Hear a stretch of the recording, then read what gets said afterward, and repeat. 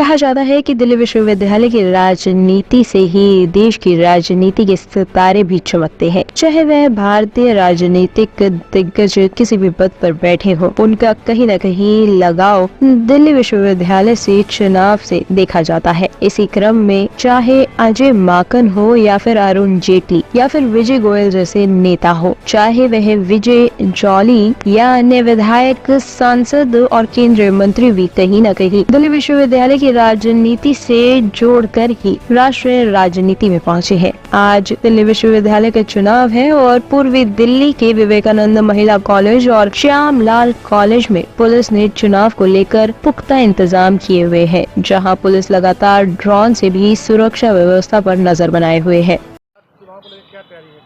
आज चुनाव को लेके हमने पुख्ता इंतजाम करे हुए हैं। सुबह से ही हमारे आउटसाइड फोर्स के साथ हमारे लोकल पुलिस का डिप्लॉयमेंट था और शांतिपूर्ण तरीके से इलेक्शन चल रहे हैं। और अभी भी हम बार इलाके में न सिर्फ पोलिंग की जगह इलाके में भी गश्त की जा रही है और लोगों पर नजर रखी जा रही है। सर अभी तक कोई ऐसी कोई अप्रिय घटना कोई कॉल आई नहीं, अभी सब चीज़ माहौल शांतिपूर्ण है और सिचुएशन चुनाव प्रक्रिया कब तक खत्म होगी? ये चुनाव प्रक्रिया कुछ डे शिफ्ट और इवनिंग शिफ्ट का है, तो जहाँ सिर्फ डे शिफ्ट है वहाँ जल्दी ख़त्म हो जाएगी और इवनिंग शिफ्ट वाली शाम को लेट खत्म होगी। युवा राजनीति से पहले विद्यार्थी जीवन से आप जब आए हैं तो क्या कहना चाहेंगे, कितना परिवर्तन आज देखते हैं?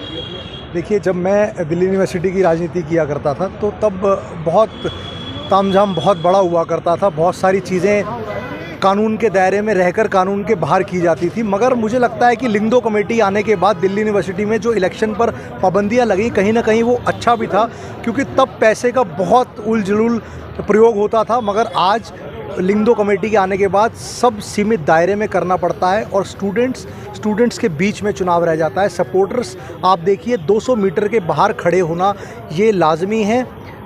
दिल्ली विश्वविद्यालय ने, दिल्ली पुलिस ने 200 मीटर तक के आसपास भी किसी समर्थक को जाने नहीं देते।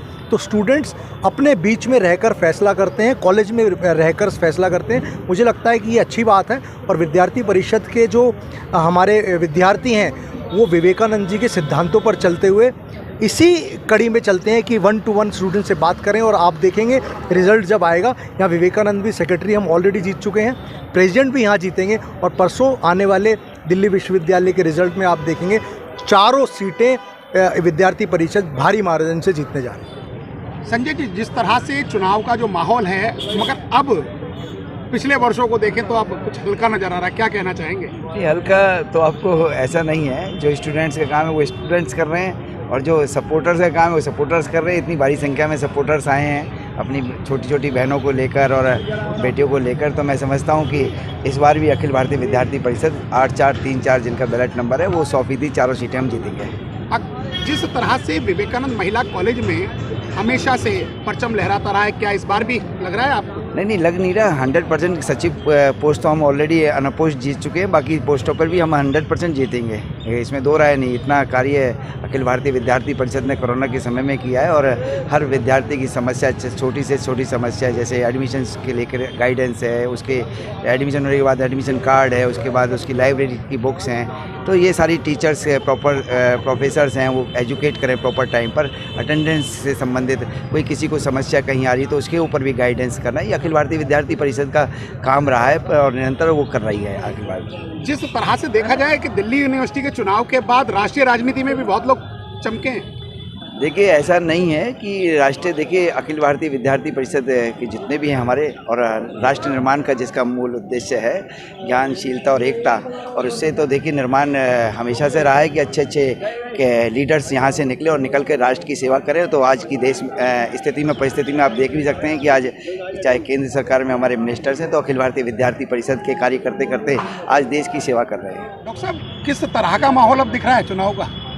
देखिए, अब तो स्टूडेंट्स की अपनी मर्जी है, दे हैव ऑलरेडी डिसाइडेड कि किसको वोट डालनी है। और हम लोग तो ये सिर्फ इसलिए खड़े हैं ताकि ये हो भी कांग्रेस के लोग भी, यहाँ पर NSY का इलेक्शन है, हमारे पैनल है उसका 4 आदमियों का, president, vice president, general secretary, मंत्री, तो इसलिए हमने ये खड़े इसलिए है कि हमारे जो कैंडिडेट्स खड़े हैं उनको ये प्रोत्साहन मिलता है इस बात के लिए कि कांग्रेस के सीनियर लोग भी हमारी कन्वेंसिंग के लिए आज वोटिंग के दिन बाहर आके खड़े हुए हैं। डॉक्टर साहब, आप बहुत लंबे समय दिल्ली के शिक्षा मंत्री रहे और उच्च शिक्षा भी आप ही के पास थी।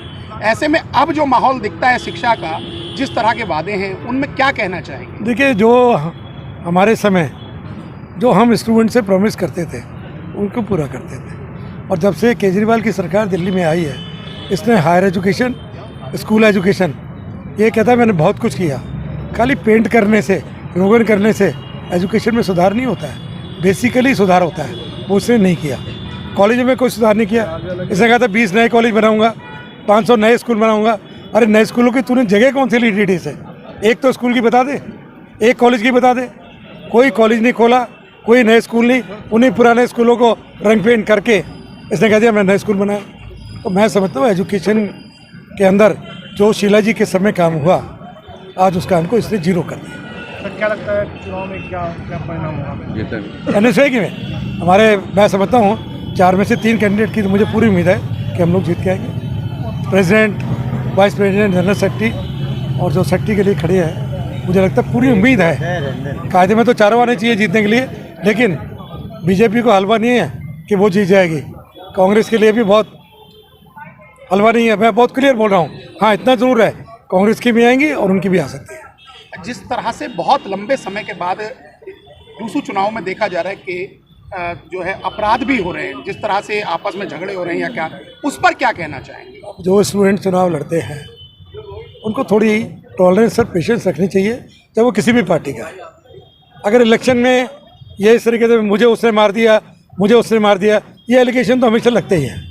बड़े चुनाव होते थे पहले पार्लियामेंट के, HKL भगत जी के टाइम, उस टाइम में भी सब होता था कि जो हमारी मीटिंग ख़राब कर दी, हमारे कार्यकर्ताओं को मार दिया, पीट दिया। तो कोई नई बात नहीं है इसके लिए। तो लेकिन जो आप पेशेंस और टॉलरेंस है कैंडिडेट्स के अंदर, वो ख़त्म होती जा रही है। कोई भी चुनाव हो, हर कैंडिडेट को पेशेंस और टॉलरेंस रखना चाहिए, तभी चुनाव के अंदर उसको कामयाबी मिल सकती है। टॉप स्टोरी ब्यूरो के लिए दिल्ली से रवि डालमिया की रिपोर्ट।